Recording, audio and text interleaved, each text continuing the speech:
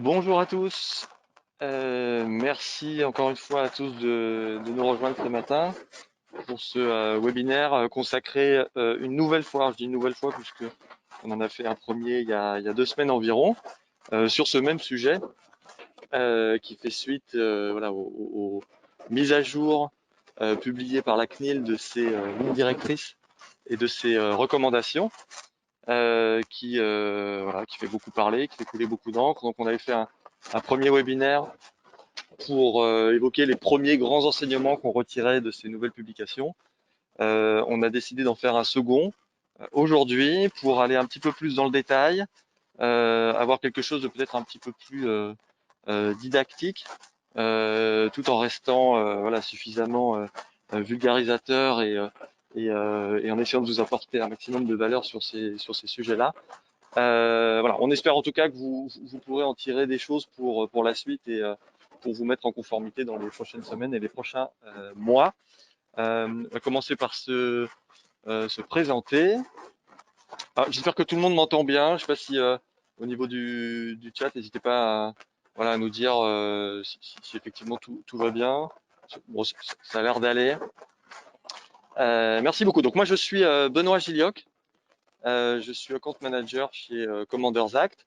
Ça doit faire une dizaine d'années que je travaille dans le monde du marketing digital c'est moi qui vais présenter une bonne partie du contenu aujourd'hui. Mais je ne suis pas tout seul, j'ai avec moi Julia et Cyril que je vais laisser se présenter également.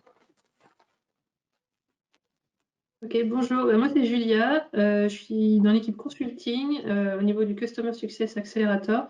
Je m'occupe principalement d'analyser les données de nos clients et j'ai accompagné pas mal de tests AB sur la solution Trust. Et donc je partagerai les insights et ce qu'on a déjà appris des nouvelles bannières valides pour les clients.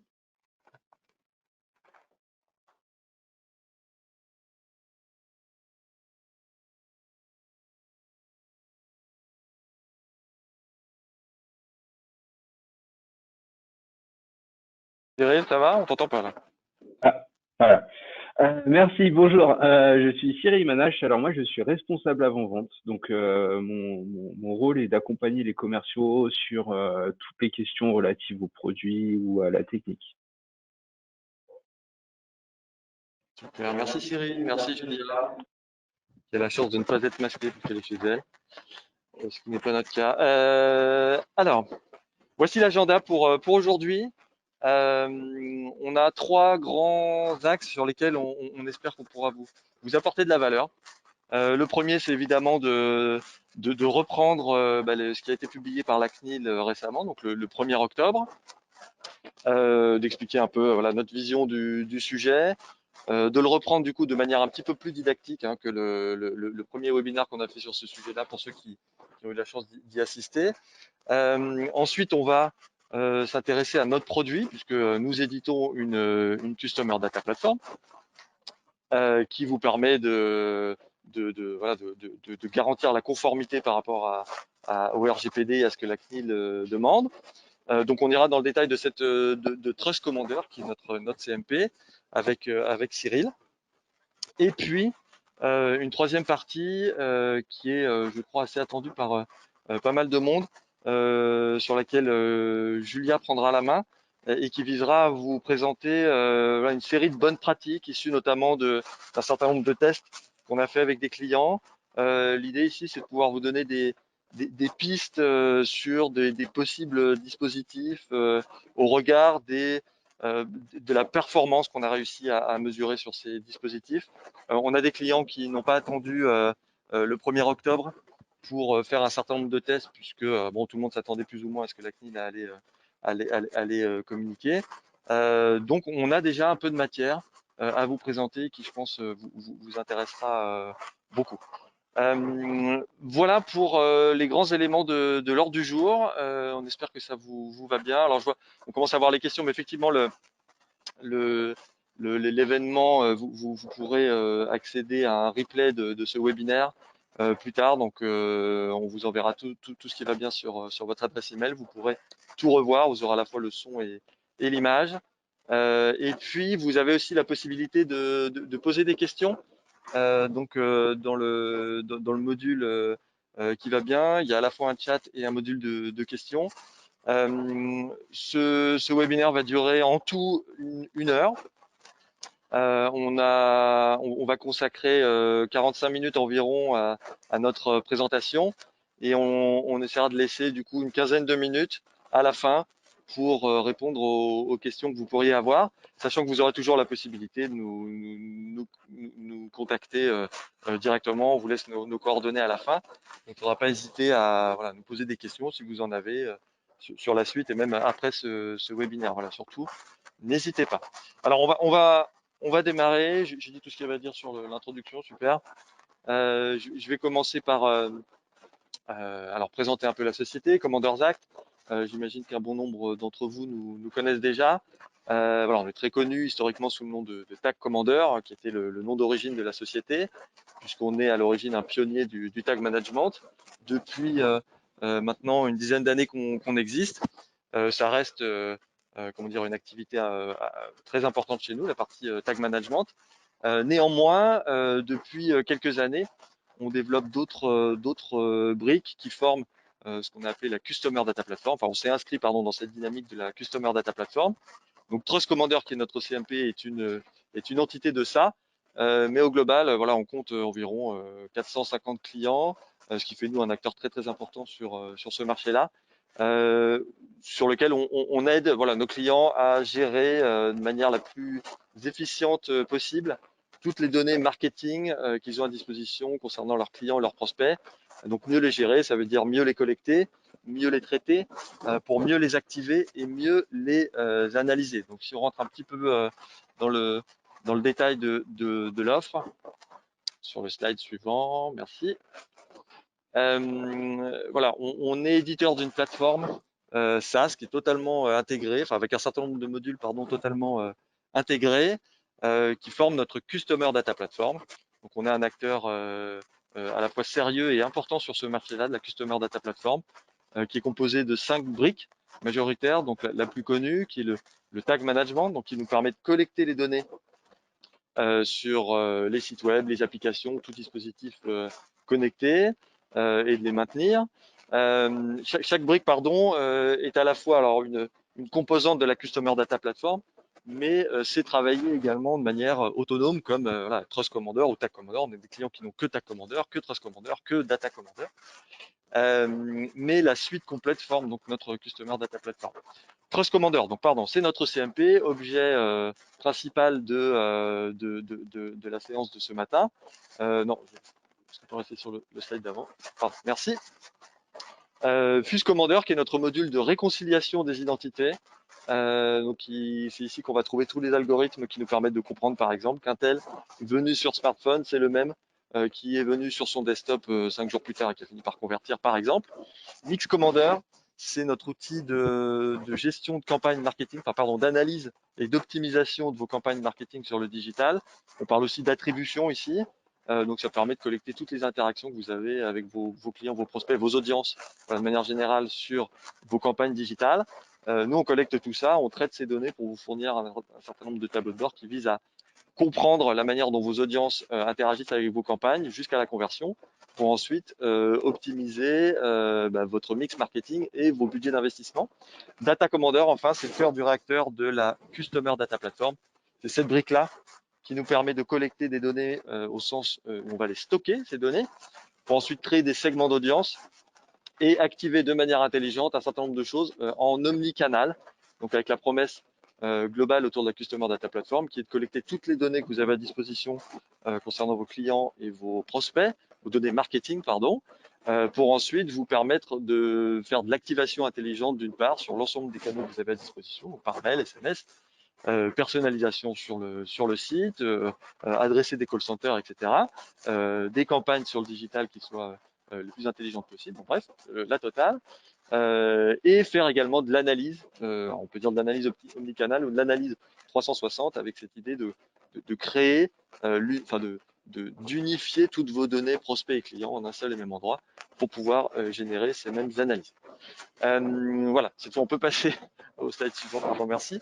Donc l'objet aujourd'hui du webinaire, bien évidemment, c'est la partie gestion des consentements avec notre brique dédié à ce sujet-là qui s'appelle Trust Commander, qui est une des grandes références sur le marché des CMP, qui fonctionne alors en standalone ou très intégré à Tag Commander au choix.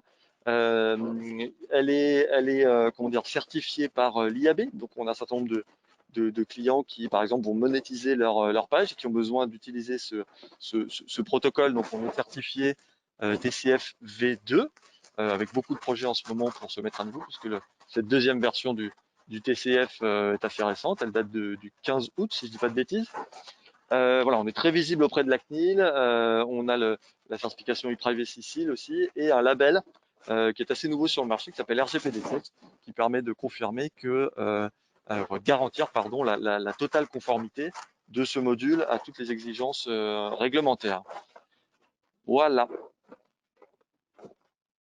Alors, je voulais vous présenter quelques exemples de CMP chez un certain nombre de clients tels qu'on les adresse.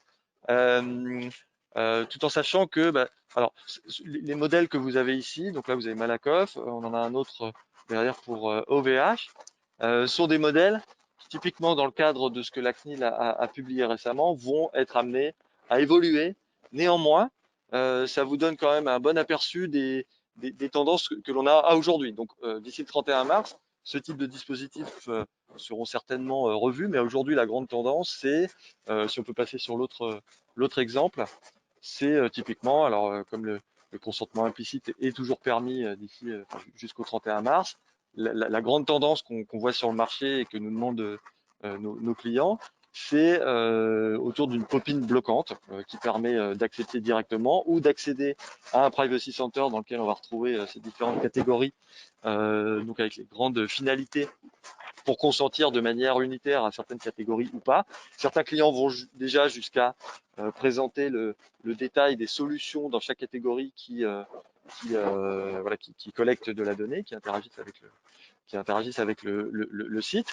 On verra ensemble, notamment avec le concours de Julia dans la troisième partie, que ce grand modèle va certainement être amené à évoluer puisque la CNIL rend un certain nombre de choses beaucoup plus strictes. On va y venir. Autre point que je voulais évoquer avec vous sur ces deux exemples, c'est le fait que notre CMP est sans doute la plus customisable du marché.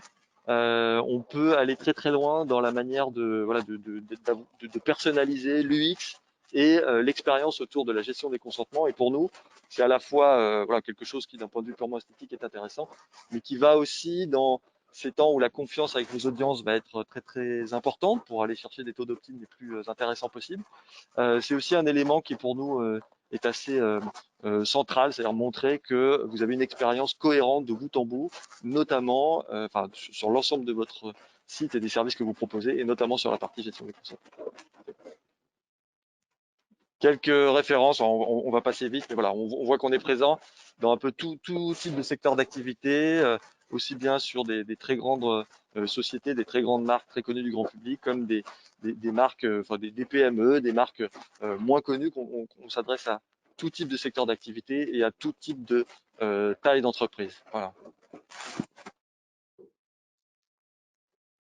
Je vais passer la main à Cyril pour cette partie autour des grands rappels. Merci Benoît. Alors donc je vais très rapidement vous faire un petit point d'histoire sur l'historique de la CMP et comment s'inscrit Trust Commander dans ce cadre historique. Tout d'abord, la première version de Trust Commander est sortie en 2012. Bon, ça s'appelait pas encore Trust Commander, mais on a commencé à s'intéresser à cette problématique dès 2012 avec un module privacy. Si c'est en 2012, c'est pas pour rien, parce que en fait, ça correspond au cadre historique. Parce qu'en 2012, c'était la première proposition de réglementation RGPD par la Commission européenne. S'en est suivi après 4 ans de négociations avec des dates clés en 2013 avec une première délibération, en 2015 avec le Conseil de l'UE qui a définitivement approuvé le texte final du RGPD. En 2016, on est arrivé dans un cycle où le 14 avril, le RGPD a finalement été adopté par l'ensemble des institutions européennes après 4 ans de négociations. S'en est suivi 2 ans de réglementation et de mise en conformité pour arriver à la fameuse date du 25 mai 2018, qui est l'échéance pour les États membres pour être en conformité avec le RGPD. Suite à ça, la CNIL a décidé en début 2020 d'aller un peu plus loin avec un projet de consultation publique ouvert à tous pour discuter des prochaines étapes à suivre dans l'idée de se mettre le plus en accord possible avec les valeurs du RGPD. C'est donc le 1er octobre, date que vous connaissez bien, que les recommandations définitives ont été publiées. Dans ces recommandations, on reste dans une idée qui est fondatrice dans le côté du côté du RGPD et du respect de ces valeurs, c'est-à-dire un consentement libre, spécifique, éclairé et univoque. Libre dans le sens où on peut exercer un choix réel, donc refuser ou accepter. C'est pour ça d'ailleurs que le bouton refuser sera bientôt exigible dans toutes les bannières de privacy. Le consentement devra aussi être spécifique, c'est-à-dire qu'on va devoir pouvoir être en mesure de donner son consentement par finalité, exercer un vrai choix réel et spécifique. Éclairé, dans le sens où on va devoir informer les internautes de tous les tenants et les aboutissants.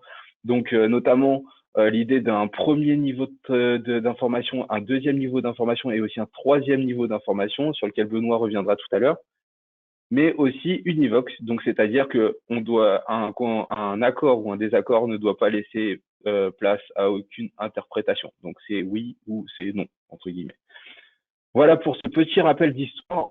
Je vais maintenant vous proposer un petit sondage rapide pour savoir si vous, de votre côté, suite aux dernières recommandations de la CNIL, est-ce que vous avez commencé à vous préparer pour 2021 ? Donc, on va vous laisser quelques minutes pour pouvoir commencer à répondre et on revient vers vous dès que on a suffisamment de réponses pour pouvoir avoir un cadre et une première estimation de vos retours. Donc, oui. Ah, pour l'instant, une tendance au oui se dessine. On va voir. 65%, 70% ont voté. Attention, on se rapproche d'une évolution. Vous êtes pas mal à voter, donc ça, c'est plutôt intéressant. Donc ouais, là, on est plutôt sur une tendance à presque 80% des personnes de ce webinaire qui ont commencé déjà à se préparer. Donc ça, c'est quelque chose qui est très important et intéressant dans le sens où voilà, les 6 mois de mise en conformité proposés par la CNIL seront déterminants pour vos tests en fait. C'est le moment où vous pouvez tester pas mal de choses, même de choses qui ne seront pas acceptables dans le futur. Vous pouvez tout commencer à tester. Et voilà, et pouvoir tirer des premiers enseignements de vos tests. Voilà. Alors, donc, hop, ah voilà, pardon. On est donc à 78% de personnes d'entre vous qui ont déjà commencé à se préparer. Donc c'est plutôt une très bonne moyenne et c'est complètement en accord avec ce qu'on a tendance à proposer, ce qu'on a évoqué dans le webinaire précédent. Et clairement, vous avez fait le bon choix en commençant à vous préparer maintenant parce que ça va venir vite et il faut commencer à s'y préparer. Je vais maintenant passer la parole à Benoît pour la suite de ce webinaire.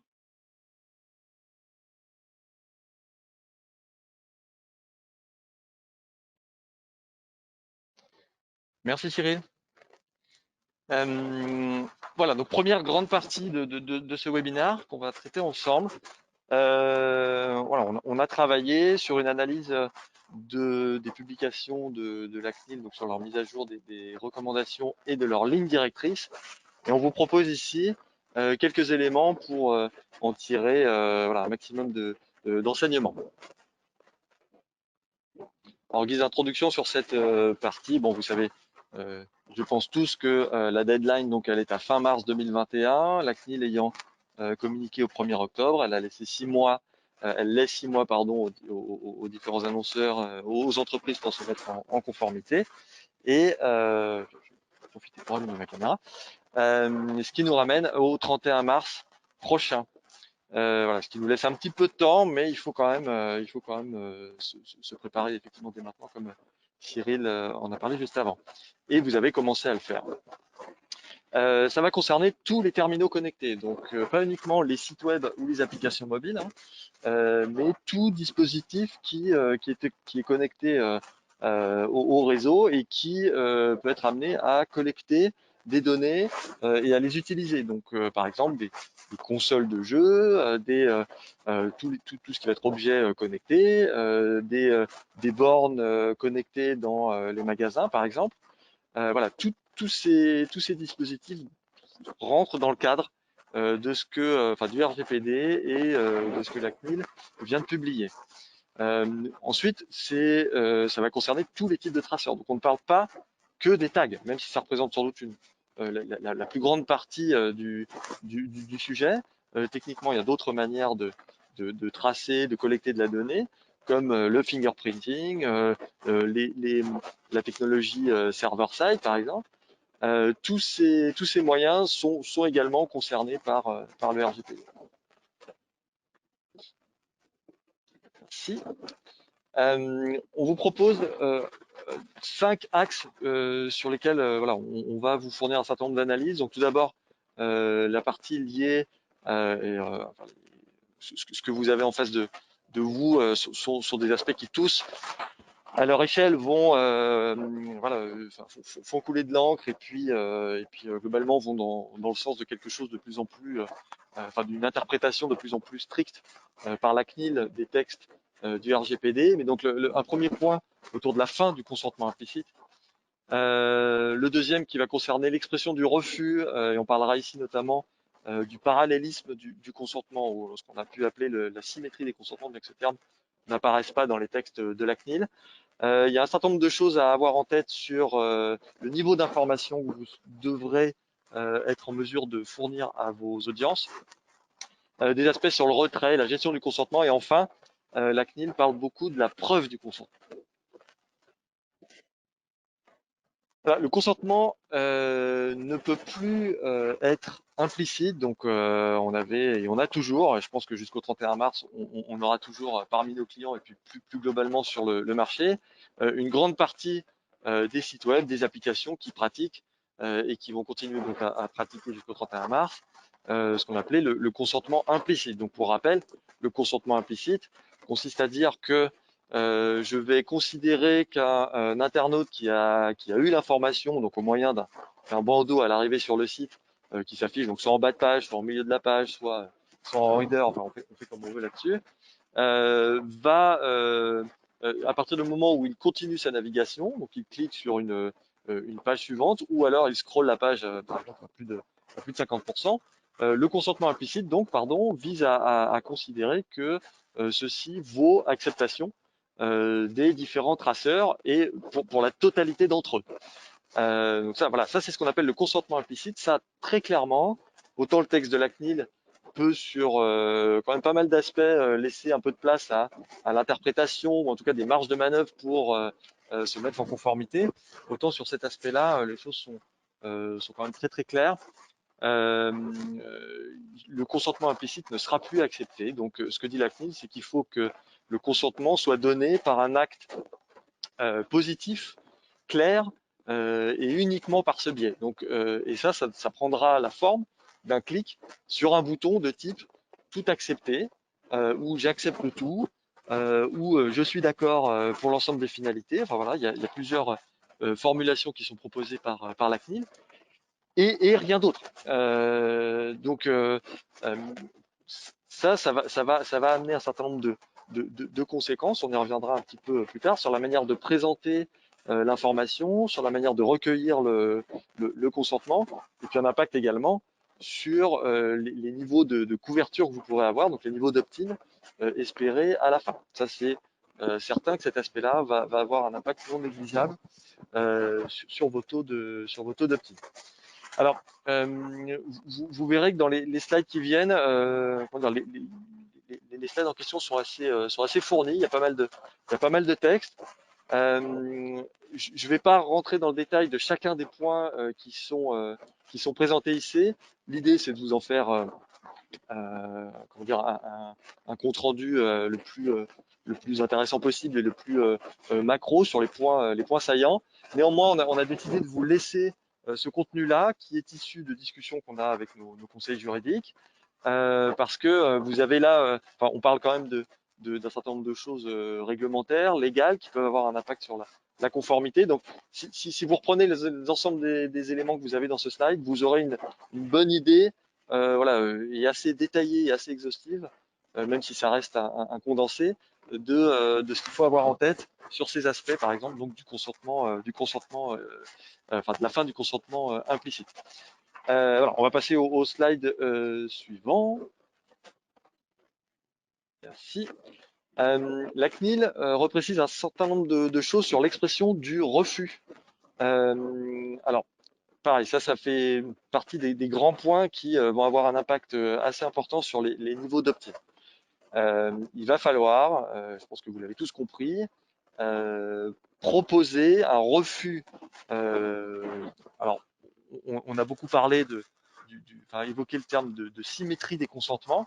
Le terme le plus approprié serait plutôt de parler de parallélisme ici, puisque la CNIL dit qu'il doit être aussi aisé d'accepter que de refuser. Donc, ce qui veut dire que si j'ai un bouton tout accepter, je dois avoir au même niveau, accessible de la même manière, un bouton tout refuser.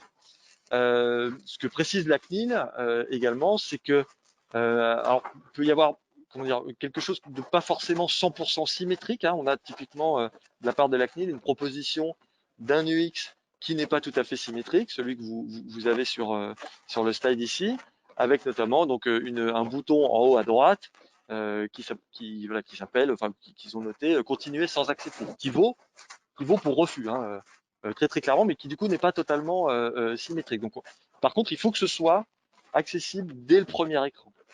Il faut que dès l'arrivée sur le site, si j'ai la possibilité de tout accepter, j'ai de la même manière la possibilité de tout refuser. Sachant que toute autre action que le bouton sur le clic sur le bouton tout accepter vaut refus.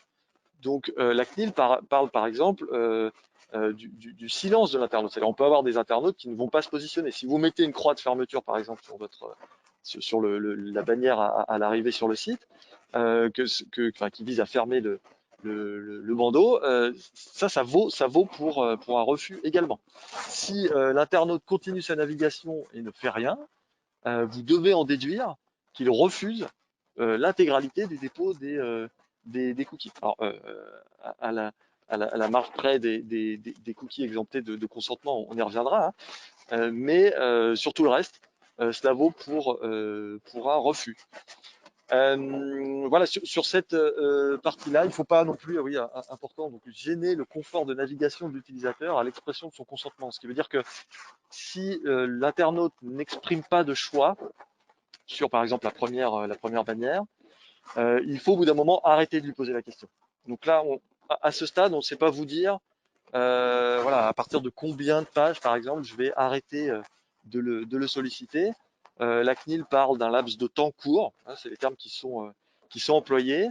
Donc voilà, chacun pourra se faire sa propre idée de ce que cela veut dire, mais il faut qu'au bout d'un moment, si l'internaute ne s'est pas positionné, j'arrête de le solliciter et je considère du coup qu'il m'a donné un refus. Oui, un autre point important également pour comprendre la suite, c'est que la CNIL parle beaucoup des différents niveaux d'acceptation ou de refus. Donc on va avoir un premier niveau, un deuxième niveau et un troisième niveau. Le premier niveau, typiquement, c'est la bannière que vous avez à l'arrivée sur le site.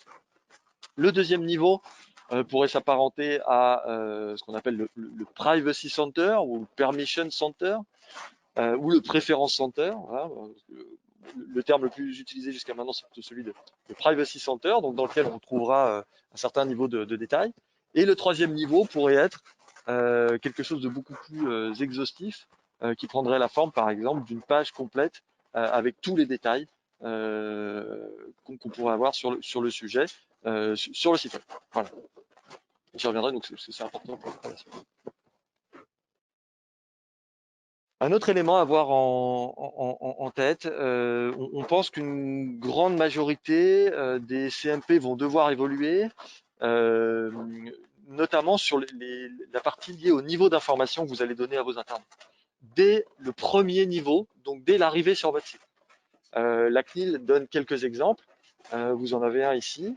Il va falloir, donc bon pareil, là, vous aurez tout le détail dans le slide si vous le lisez attentivement. Mais retenez que, et c'est valable pour nos clients également, hein, bien sûr, la CNIL attend un niveau d'information beaucoup plus important à partir du 31 mars qu'il ne l'est aujourd'hui en très grande majorité au premier niveau donc à l'arrivée sur les sites. Donc il faut notamment informer des différentes finalités dès l'arrivée sur le site. Il faut informer du nombre de sociétés qui sont amenées à collecter des données et à les utiliser. Il faut également sensibiliser l'internaute aux conséquences de ses choix, lui indiquer que s'il ne fait pas de choix, on considère que c'est un refus. Voilà. Tout ça doit être expliqué dès l'arrivée sur la page. Donc, on sait, nous, par ailleurs, de par nos tests, que plus on a une CMP compliquée, lourde, pardon, une CMP, une bannière compliquée, lourde à l'arrivée sur le site, plus comment dire, les taux d'opt-in vont s'en ressentir. Donc là, il y aura un travail à faire, c'est à peu près certain, sur des tests pour comprendre voilà, la meilleure manière de formuler les choses, d'agencer les différents éléments entre eux, également la meilleure ergonomie, donc avec des menus déroulants, des sous-menus, des liens hypertextes, etc. Donc il y aura plein de possibilités là-dessus, sur la manière notamment de gérer le refus. Tout ça devra être testé. Bon, côté Commanders Act, évidemment, on proposera des templates. Alors faire un template strictement conforme en appliquant des choses de manière très basique autour de ce que dit la CNIL, ce sera pas très compliqué. Donc on proposera des templates là-dessus. Et au fur et à mesure du temps, des tests qu'on va mener avec nos clients, des connaissances qu'on va engranger aussi, on sera là aussi pour vous aider sur ces aspects-là à identifier le dispositif le plus intéressant pour vous. Donc, c'est-à-dire le dispositif qui vous amènera les meilleurs taux de tête.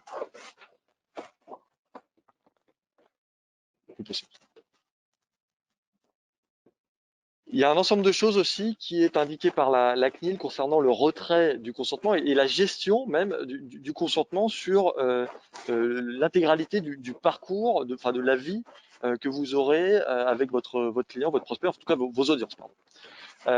Typiquement, même une fois que un premier choix a été fait par l'internaute, la CNIL dit qu'il faut que l'internaute soit en mesure facilement, simplement, rapidement s'il le souhaite, faire vivre son consentement. Donc, retourner sur ses préférences, accéder du coup, ça veut dire au préférences center, et potentiellement faire une mise à jour de ses choix. À aujourd'hui, on trouve sur le marché beaucoup de dispositifs dans lesquels on va pouvoir réactiver ou réouvrir le Privacy Center dans les conditions générales du site ou la cookie policy du site ou de l'application en question. La CNIL demande à ce que cet accès soit disponible et accessible depuis n'importe quelle page du site ou n'importe quel espace de l'application. Alors ça pourra prendre la forme d'un bouton présent sur toutes les pages ou une partie des pages.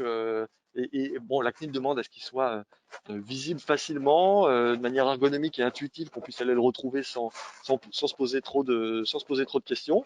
Donc un bouton qui pourrait être en surbrillance un peu partout, en bas à gauche par exemple, ou au minimum en bas de page, un lien non pas vers la cookie policy, mais un lien vers un bouton qui s'appellerait par exemple gérer mes choix, faire vivre mes consentements, quelque chose comme ça, pour que l'internaute, quand l'envie l'en prend, puisse revenir sur ses choix pour accepter une catégorie qu'il avait peut-être initialement refusée, qui lui donne pas accès à un certain nombre de choses, par exemple de la personnalisation ou autre chose, ou au contraire retirer son consentement.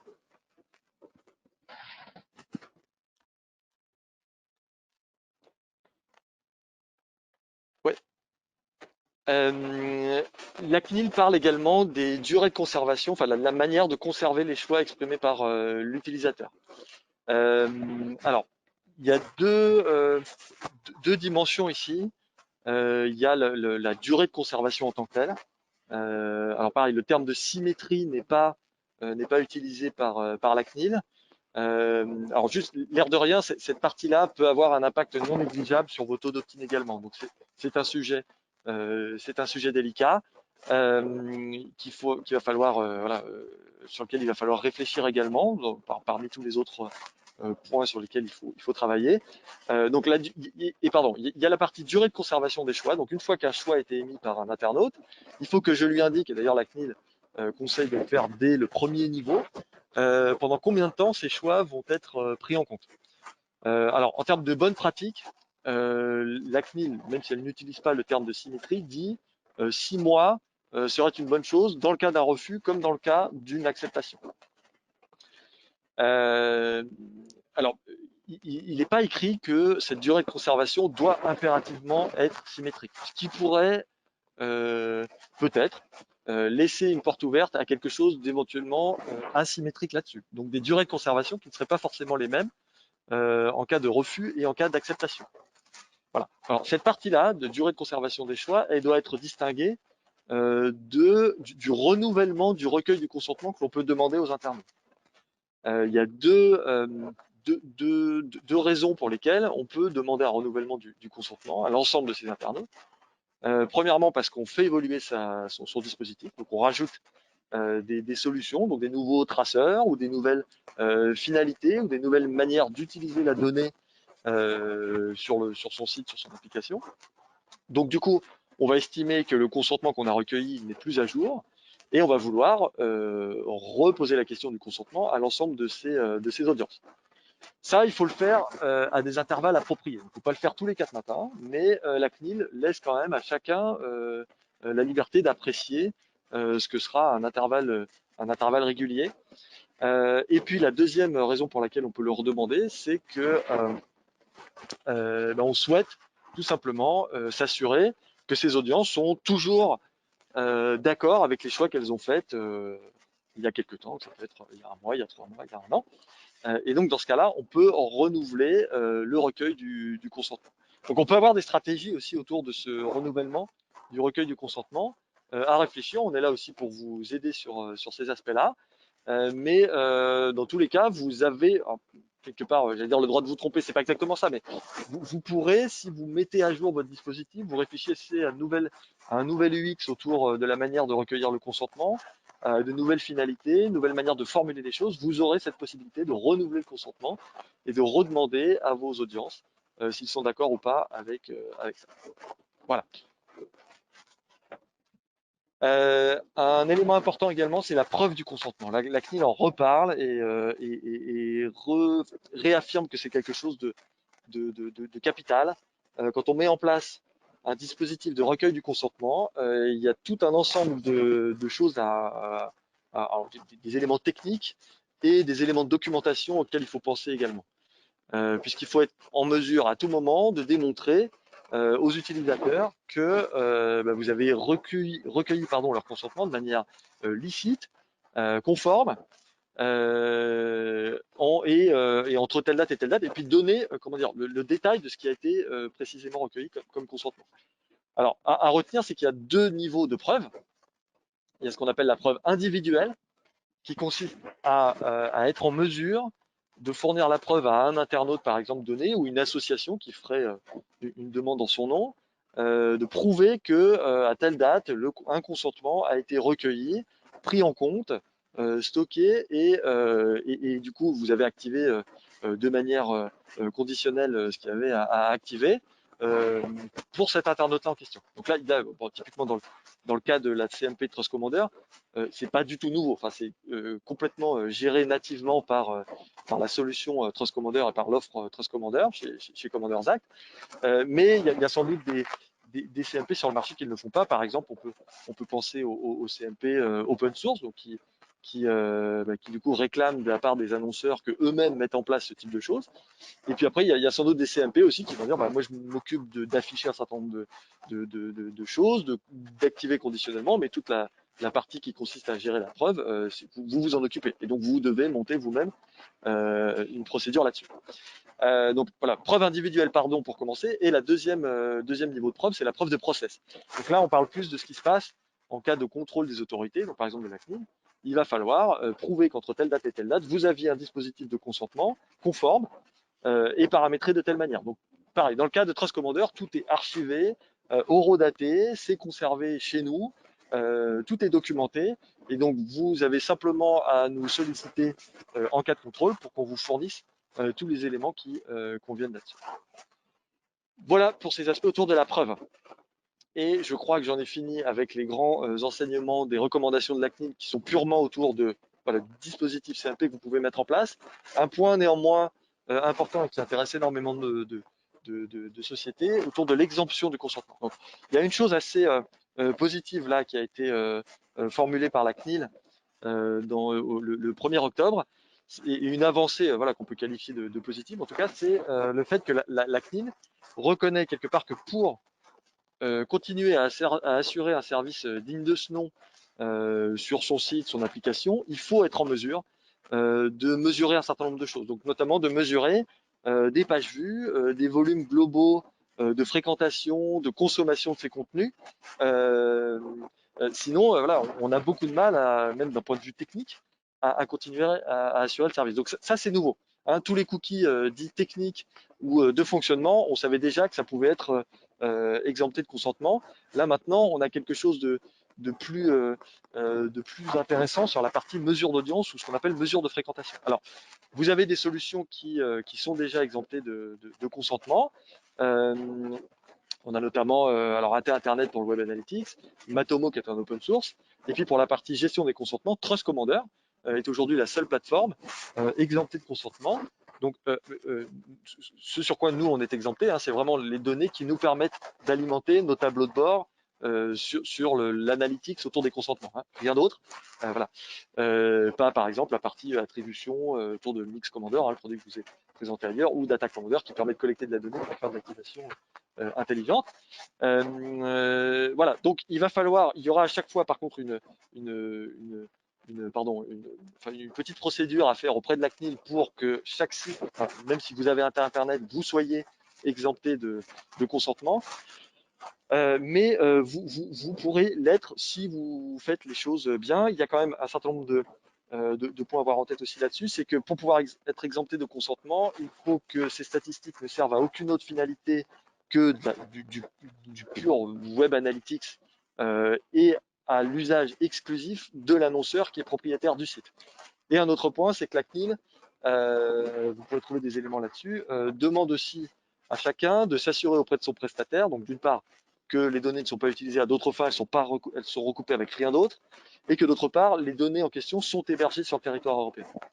Bon, ces éléments-là nous font dire typiquement, enfin voilà, ça fait beaucoup de bruit, on en parle énormément sur les réseaux, etc., qu'il y a le cas de Google Analytics pour l'instant, sur lequel on ne sait pas dire dans quelle mesure la CNIL acceptera que cet outil pourra être exempté de consentement ou non. Voilà. Bon, voilà, merci à tous. J'en ai terminé pour cette analyse des recommandations de la CNIL. J'espère que vous avez pu en tirer un certain nombre d'éléments, de grands enseignements. N'hésitez pas à poser des questions si vous en avez. L'idée maintenant, c'est de passer la main à Cyril pour qu'on vous présente comment Trust Commander vous permettra de vous rendre conforme. Oui, alors donc oui, comme le disait Benoît, je vais vous présenter très rapidement la solution Trust Commander et quelques exemples, en fait, faire une petite démonstration rapide de notre interface de création de bannières. Voilà. Alors, déjà, je vais commencer rapidement par le périmètre couvert par Trust Commander. Donc, on est présent à la fois à l'étape du recueil du consentement, du conditionnement des solutions et du stockage des préférences utilisateurs, toujours dans une optique d'agir en tant que tiers de confiance pour pouvoir apporter à chaque fois la preuve du consentement et voilà, de pouvoir vraiment apporter, oui, justement, les preuves de préférence, de confidentialité. Alors, quelques petits points sur notre solution. Les points différenciants de notre solution, c'est qu'elle est compatible. Alors en fait, Trust Commander est disponible avec est compatible avec une grande majorité des setups disponibles sur le marché. Que ce soit avec notre TMS, naturellement notre TMS Tag Commander, mais aussi avec des TMS tiers. Par exemple, Trust Commander s'interface souvent avec Google Analytics, donc sans problème. Vous avez aussi la possibilité de mettre en place Trust Commander complètement en standalone, c'est-à-dire tout seul, en conditionnant vos tags directement dans le script Trust Commander sans aucun souci. On est aussi disponible en version mobile in-app via notre SDK. Un autre point différenciant et important qui fait la force de Trust Commander, c'est que c'est une CMP qui est reconnue comme conforme, comme le disait Benoît tout à l'heure. C'est une CMP qui est référencée par la CNIL comme conforme au RGPD. Nous avons aussi le label de qualité ePrivacy Seal et nous sommes conformes avec les normes de l'IAB. Donc, on a des frameworks complètement TCF, on va y revenir dans quelques minutes. D'autres éléments différenciants sont la possibilité de créer des tableaux de bord statistiques complètes et exemptés par la CNIL. Justement, un élément inhérent à la création et à l'exemption de Trust Commander est qu'on est capable de savoir combien de personnes ont accepté ou refusé les dépôts des solutions et les opposer au nombre de personnes qui ont été exposées, sachant qu'on a quand même la possibilité de poser notre cookie avant. Donc, on est capable d'avoir des statistiques complètes là-dessus. On fonctionne également en interface WYSIWYG, donc what you see is what you get, vraiment ce que vous créez, vous le voyez directement en interface à l'écran. Et on a aussi un autre outil qui est notre outil Tag Firewall qui permet de créer des whitelist, blacklist de tags pour garder un contrôle complètement étroit sur les solutions qu'on appelle ou qu'on refuse en fonction du cadre de la privacy. On va maintenant passer sur une petite démonstration rapide de la solution Trust Commander avec 3 exemples de bannières. Il y aura un header, un pop-in et un footer. Donc là, on va charger la solution. Voilà, donc on commence par la bannière header. Donc, pardon, excusez-moi.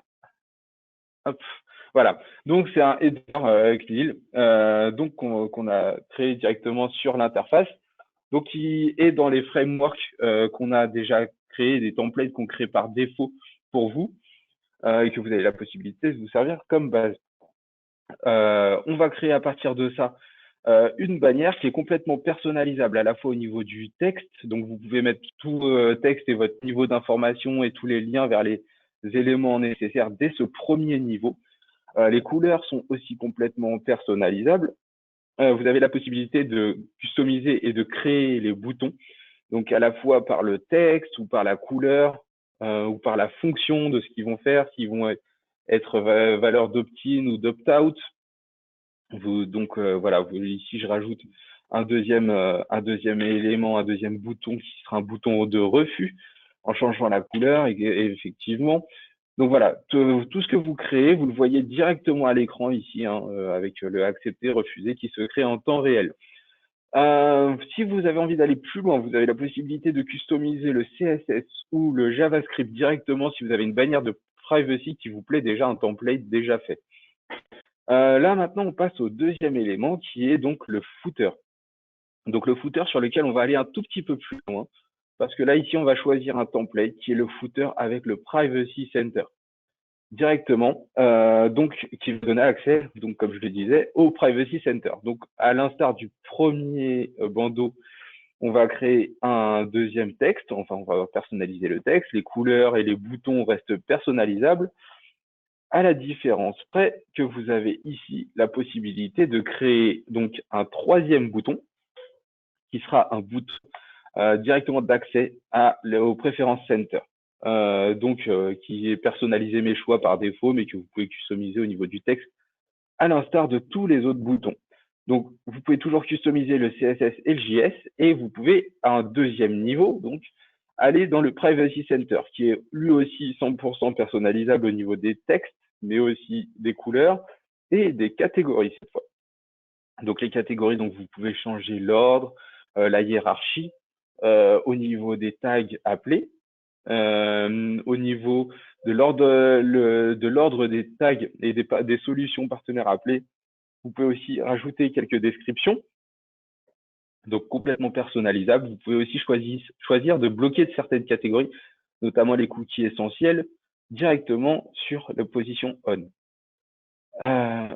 Voilà. Vous pouvez choisir les options, certaines options de boutons. Par exemple, choisir si les boutons seront activés par défaut ou refusés par défaut. La CNIL a tendance à préférer une position neutre pour ne pas faire de choix à la place de l'utilisateur. Vous pouvez toujours customiser le CSS et le JS directement de votre Privacy Center. On va finir par une dernière solution qui, là, pour le coup, est une solution qui est en accord avec les dernières recommandations de la CNIL et une des UX proposées dans les recommandations, qui est le fameux bouton continuer sans accepter, sur lequel là, ici, on va pouvoir choisir accepter, personnaliser mes choix, et aussi ce fameux bouton continuer sans accepter, qui est personnalisable du coup directement depuis l'onglet Content. Vous pouvez créer un appel directement pour créer une poursuite de navigation avec sans accepter, qui va donc avoir lieu de refus, sachant dans l'idée de parallélisme des consentements. Donc, on va maintenant voir le rendu sur un site test. Donc, on a la possibilité de vous donner un rendu sur le site test. Donc, on voit ici le bouton continuer sans accepter, le bouton accepter et le bouton de personnalisation des choix, qui donc est fonctionnel. On a la possibilité de voir les éléments et les effets de chacun des éléments, et donc continuer sans accepter, qui, en cliquant, du coup, est à valeur de refus. Voilà pour la démonstration de l'interface Trust Commander au niveau de l'interface de visualisation. On va maintenant passer la parole, enfin je vais passer la parole à Julia, qui va nous présenter les bonnes pratiques au niveau des UX. Merci Cyril. Alors, la dernière partie de la présentation, c'est ce qu'on a déjà appris en termes de performance des bannières. Donc, la bonne nouvelle, c'est qu'on a pas mal de clients qui avaient déjà commencé à se préparer depuis quelques mois parce que les directives de la CNIL, on en connaissait déjà les grandes lignes, notamment le bouton accepter, refuser et le consentement explicite. Ce qui est grâce à eux, on est assez content d'avoir déjà quelques chiffres. Alors, Camille, les chiffres, ils sont pas affichés. Excuse-moi. Voilà. Alors, le taux de consentement, qu'on appelle aussi souvent le taux d'opt-in, on l'a segmenté mobile et desktop séparés. On voit qu'en moyenne, nos clients arrivent à avoir 37% de consentement sur ordinateur et 54% sur les téléphones. Alors, ce qu'on appelle le taux de consentement, c'est soit le fait de cliquer le bouton accepter, soit le fait d'ouvrir le centre de préférence et de mettre toutes les catégories sur on et de le sauvegarder. Et le taux de refus, donc c'est le pourcentage de clics sur le bouton refuser ou sur le fait d'ouvrir Privacy Center et de tout mettre sur off. Ce qui est assez intéressant, c'est que les taux de refus sont pas si élevés, contrairement à ce qui était attendu. Et ce qui est aussi intéressant, c'est que là, ce sont des moyennes que vous voyez, mais en dessous, on vous a mis les minimums, maximums. On a des clients qui ont testé beaucoup de choses pour essayer de trouver comment on fait pour que les utilisateurs finaux cliquent sur le bouton accepter tout en respectant la symétrie demandée par la CNIL. Par exemple, sur desktop, on voit qu'on a des formats qui ont eu un taux de consentement de 5%, alors que d'autres étaient capables de monter jusqu'à 56%. Et 56%, ça reste quand même rassurant quand on parle d'activer ces campagnes médias derrière et de pouvoir donc poser des cookies. Alors, on va vous partager 4 choses qu'on a appris à travers ces tests AB. Alors, ils sont encore assez récents, on espère apprendre encore plein d'autres choses pour vous accompagner à faire des bannières performantes. Donc, la première bonne pratique, c'est par rapport au format et au contenu de ce qu'on va avoir sur le premier écran. Les bannières qui ont réussi à monter au-dessus de 50% de taux de consentement, ce sont celles qui n'avaient que 2 boutons. un bouton accepter, un bouton refuser, et qui proposait de configurer ses préférences à travers un lien dans le texte. Donc le fait d'être très simple. Il y a aussi, vous avez déjà dû en voir sur le web parce que c'est un des formats qui est très populaire en ce moment, c'est la bannière 3 boutons. Donc un bouton tout accepter, un bouton tout refuser et un bouton de configuration. Ces bannières-là, elles montent à 40% de consentement sans problème. Donc elles sont quand même performantes aussi. Par contre, le troisième format, ce sont les formats où dès le premier écran, on va proposer soit des interrupteurs, soit des cases à cocher par catégorie pour demander à l'utilisateur d'exprimer un choix précis. C'est des bannières qui sont complexes et pour l'instant, ces bannières-là, elles n'arrivent pas à monter au-dessus de 30% d'opt-in. On n'a pas trouvé la solution. Le deuxième apprentissage, donc en conclusion, reste simple. Le deuxième apprentissage qu'on a pu voir, c'est que les formats footer, sidebar, corner box, etc. sont des formats qui sont plus discrets, donc plus souvent ignorés. Mais par contre, c'est des formats qui sont beaucoup moins intrusifs et sur lesquels on n'a pas rencontré le taux de refus, il reste toujours assez faible, en dessous de 15%. Par contre, sur des formats pop-in qui forcent l'utilisateur à exprimer un choix, des fois ça passe et on a quand même pas mal de design où il y a des vagues massives de clics sur le bouton refuser et c'est dans ces cas-là qu'on arrive à 40% de taux de clic sur le bouton refuser. Donc là, il y a un enjeu en termes d'ergonomie pour trouver le niveau d'intrusivité qui ne va pas encourager l'utilisateur à cliquer sur refuser. Et on s'attend notamment à une évolution du marché. À l'heure actuelle, le format pop-in est très plébiscité avec configurer ou accepter. Et on imagine que les formats moins intrusifs vont reprendre, redevenir plus visibles. Le troisième apprentissage, c'est le fait que l'utilisateur ne fasse pas de choix. Donc, plus la bannière est discrète, plus ça va encourager l'utilisateur à ne pas faire de choix. Donc, un footer qui est plutôt volumineux ou un format, on le voit aussi, les taux sur mobile sont meilleurs parce que la bannière couvre aussi plus l'écran. Donc, plus on est visible, plus on encourage l'utilisateur à faire un choix. Et ça reste un autre enjeu parce que l'utilisateur qui ne fait pas de choix, alors avec les nouvelles directives de la CNIL, il est considéré comme un utilisateur qui a fait un refus. Donc, on n'a pas d'intérêt à garder une bannière discrète, mais il faut quand même balancer ça avec comment dire, son image de marque, son objectif en termes de capacité à aller activer, et des choix d'ergonomie et respecter le confort de navigation de l'utilisateur, car ça fait partie des directives de la CNIL de ne pas désavantager un utilisateur qui aurait refusé de donner son consentement. Enfin, le quatrième découverte que nous avons fait, c'est par rapport à la croix de fermeture. Alors là-dessus, je pense qu'on va continuer de discuter s'il en faut une ou s'il n'en faut pas. En tout cas, on a des clients où les équipes juridiques réclament la présence de cette croix, d'autres clients chez qui ça n'est pas requis. Donc ça, c'est une discussion à faire chez vous. En tout cas, le constat est, quand on fait un test AB avec une version sans et une version avec, sur un format de type pop-in, on va perdre 10 à 15 points sur le taux de consentement. Et sur un format de type footer, on va perdre 3 à 10 points sur le taux de consentement. Donc, si on a le choix, c'est une bonne idée de ne pas avoir la croix. Voilà pour les premiers chiffres. Et puis, on a encore pas mal de tests AB qui tournent. C'est assez facile à faire avec notre solution, donc on espère générer encore plus de connaissances pour faire des bannières optimisées. En tout cas, de ces premiers retours d'expérience, on pense qu'une bannière bien faite dans le contexte actuel avec les connaissances qu'on a, on doit pouvoir atteindre 50% de taux de consentement cookie. À toi, Benoît, je te rends la main. Oui, merci Julia. Merci beaucoup. Bon, on s'excuse déjà puisqu'il est déjà midi. Donc on a été plus long que prévu. N'hésitez pas surtout à poser vos questions si vous en avez sur voilà, soit Trust Commander, soit la partie présentée par Julia ou encore les recommandations de la CNIL. On a assez peu de questions pour l'instant, donc voilà, n'hésitez pas, on pourra du coup les traiter. On avait quelques mots de conclusion hein, pour terminer ce webinaire. Bon, avec à l'aune de tout ce qu'on vous a présenté aujourd'hui, on sent que c'est le bon moment aujourd'hui de tester des choses et peut-être d'essayer de sortir des sentiers battus. de réfléchir à des dispositifs innovants, intéressants, peut-être un peu audacieux autour de la gestion des consentements.